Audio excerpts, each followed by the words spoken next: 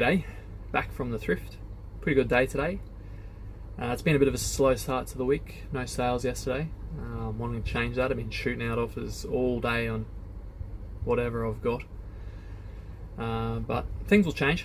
They always do. It's pretty much a trending eBay topic at the moment on YouTube is how bad they're doing, or how bad everyone is doing at the moment. I don't try to sort of dwell on the negative parts of any business, including my own, I suppose. Just got to trudge through it. And it's really up to the items. That's the best thing about it. You got to find the good items for cheap and sell them for a good price. Pretty standard business practice. So look for fast selling items only.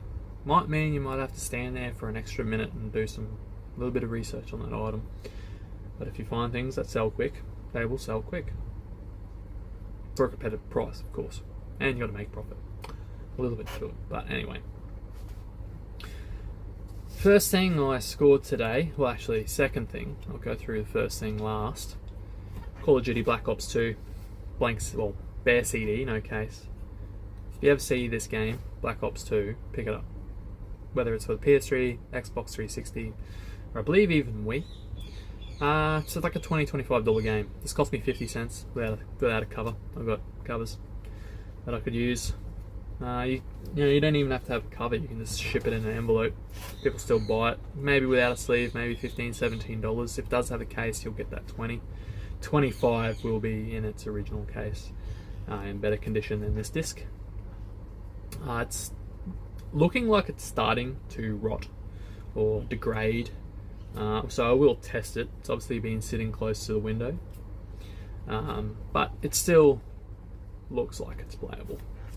Which is good. 50 cents, I'll take the punt, I don't care. 50 cents into maybe, $15-$20, do that every day. The next one, bit of a cool find, if you talk to me. The Hobbit, hardcover, 1998, crisp paper sleeve, beautiful spine, doesn't even look like it's been read. This book goes on to sell between $17, $20, $25.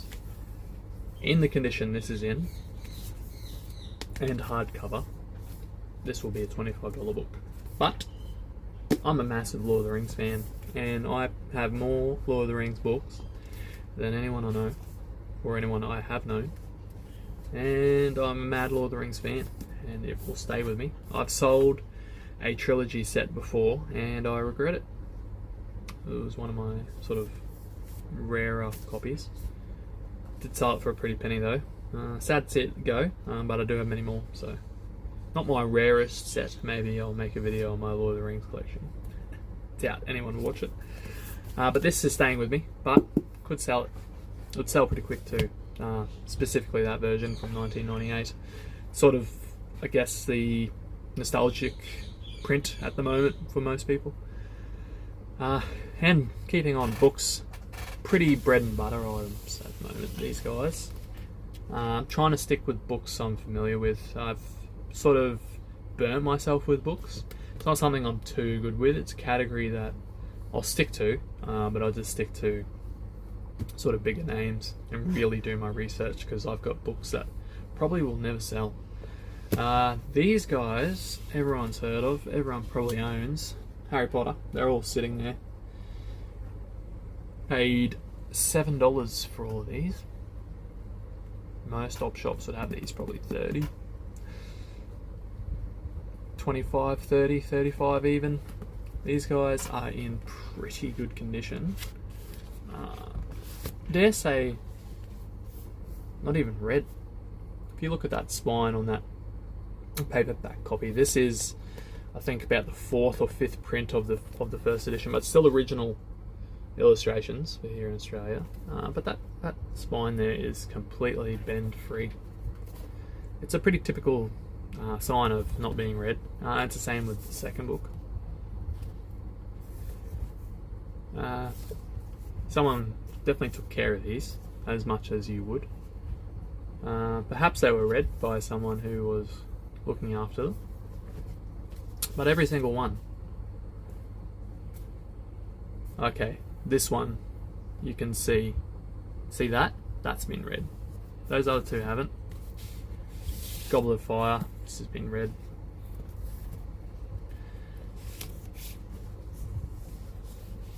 Very crisp paper sleeve on the Order of the Phoenix. Good news. Then Half-Blood Prince, pretty beat up. This one still has no bend on the sleeve, but its front cover's a bit bent.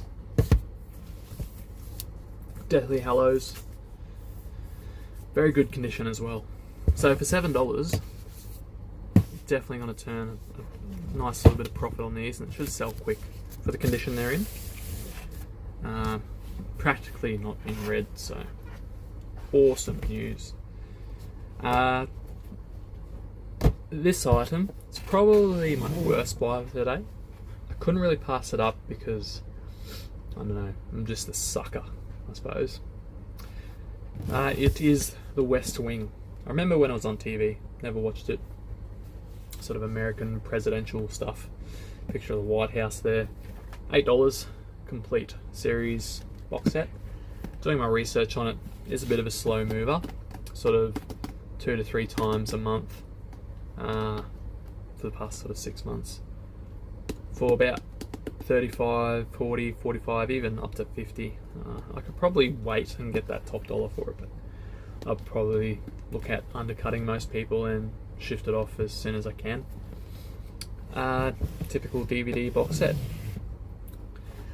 For people who are sort of seeing downturns in their business, and the only advice I can really offer anyone is to branch out, and that's what I'm doing myself. Trying to jump into categories I hadn't done before, and I've done it. I found my first bit of Mambo here in Australia. This is sort of one of the sort of treasures that you can find sitting on the shelves at an op shop.